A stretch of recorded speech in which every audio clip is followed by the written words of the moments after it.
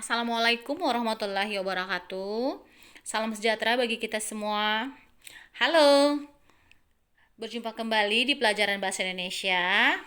Kali ini kita akan membahas tentang cerpen.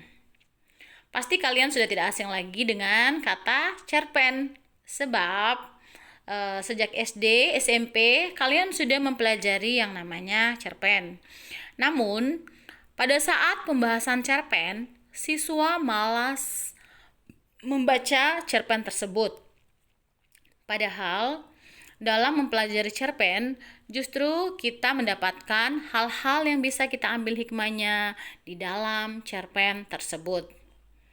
Karena tentu saja cerpen biasanya berdasarkan pengalaman pribadi maupun rekaan, tetapi mengandung berbagai amanat dan nilai-nilai yang bisa kita petik hikmahnya. Sekarang kita akan masuk pada pengertian cerpen. Apa itu cerpen? Apakah cerita pendek? Ya, cerita pendek itu merupakan singkatan dari cerpen. Kita langsung saja pada pengertian cerpen. Cerpen adalah sebuah cerita yang berbentuk prosa. Ketika dibaca cukup menghabiskan 10-30 menit saja. Tidak lebih dari 5.000 kata dan hanya memiliki satu konflik atau permasalahan. Jadi pengertian cerpen sudah. Sekarang kalian simak baik-baik nilai-nilai apa saja yang ada dalam cerpen. Seperti yang kita ketahui bersama, cerpen itu biasanya oleh pengarang disisipi atau diberikan nilai-nilai yang bisa diambil hikmahnya oleh pembaca. Nilai yang pertama adalah nilai moral. Jadi nilai moral ini adalah nilai yang berkaitan dengan perilaku baik buruknya seseorang. Contohnya, orang yang dermawan, orang yang suka iri hati, dengki. Jadi itu semua berhubungan dengan moral. Adalah yang berhubungan dengan baik buruknya seseorang atau baik buruknya tingkah laku seseorang. Yang kedua adalah nilai agama. Nilai agama ini anak-anak dia berhubungan dengan kepercayaan yang dianut atau yang berhubungan dengan tempat beribadah dan lain-lain yang berhubungan dengan agama. Dan yang ketiga adalah nilai sosial. Nilai sosial ini adalah nilai yang ada dan terkandung di dalam cerita kehidupan masyarakat. Contohnya, kita gotong royong membersihkan selokan di sekitar lingkungan kita, tempat tinggal kita, atau bersama-sama membantu korban gempa dan korban apa saja. Maksudnya bukan korban apa saja ya, korban gempa atau membantu seseorang yang lagi berduka, lagi kecelakaan dan sebagainya. Dan yang keempat adalah selanjutnya kita masuk pada nilai yang keempat, yaitu nilai pendidikan atau edukasi. Jadi di dalam nilai pendidikan terdapat pembahasan tingkah laku seseorang menjadi lebih baik, yang tadinya tidak bisa akhirnya bisa, atau yang tadinya buruk kemudian menjadi baik. Jadi itu semua merupakan nilai pendidikan, sebuah proses menjadi lebih baik. Dan yang kelima adalah nilai etika. Nilai etika ini dia berkaitan dengan sopan santun kita terhadap sesuatu. Contohnya, etika kita terhadap orang tua, etika kita terhadap guru, etika kita terhadap teman, dan etika kita terhadap tetangga dan sebagainya. Dan yang keenam adalah nilai politis. Jadi anak-anakku, nilai politis ini merupakan nilai yang berhubungan dengan pemerintahan. Dan yang ketujuh adalah nilai budaya. Nilai budaya ini dia berkaitan dengan adat istiadat kita sebagai masyarakat. Oke. kita sudah membahas tentang nilai-nilai yang dapat kita petik dari cerpen.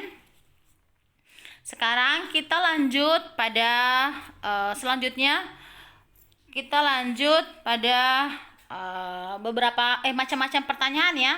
Macam-macam pertanyaan yang biasanya ada di dalam cerpen. Oke, lanjut.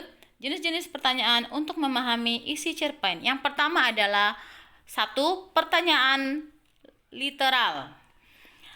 Pertanyaan literal ini adalah pertanyaan yang paling mudah jawabannya, sebab pertanyaan literal adalah pertanyaan yang menanyakan wujud, tata cara, dan pertanyaan tersurat. Dan jawabannya itu jelas dan biasanya dilihat dari isi cerpen. Oke, contohnya. Contoh pertanyaannya ya. Di mana dan kapan cerita itu terjadi? Contoh lainnya lagi yang kedua, siapa saja tokoh dalam cerita tersebut? Jadi semua pertanyaan ini ada dalam isi cerpen. Dan yang kedua, pertanyaan integratif. Jadi, pertanyaan integratif ini adalah pertanyaan yang menanyakan tentang konsep dari cerita tersebut. Contoh pertanyaannya, cerpen tersebut bercerita tentang apa? Atau yang kedua, apa pesan moral yang hendak disampaikan pengarang dari cerpen tersebut? Oke, dan lanjut lagi adalah yang ketiga, pertanyaan interpretatif.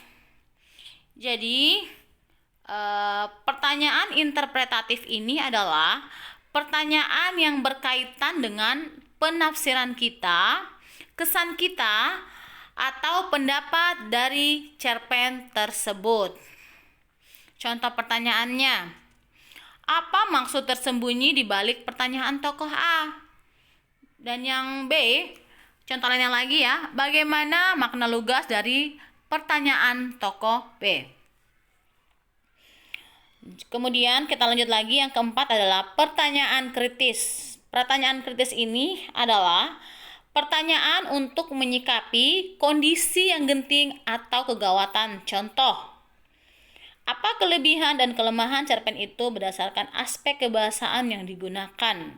Apa kelemahan dan kelebihannya?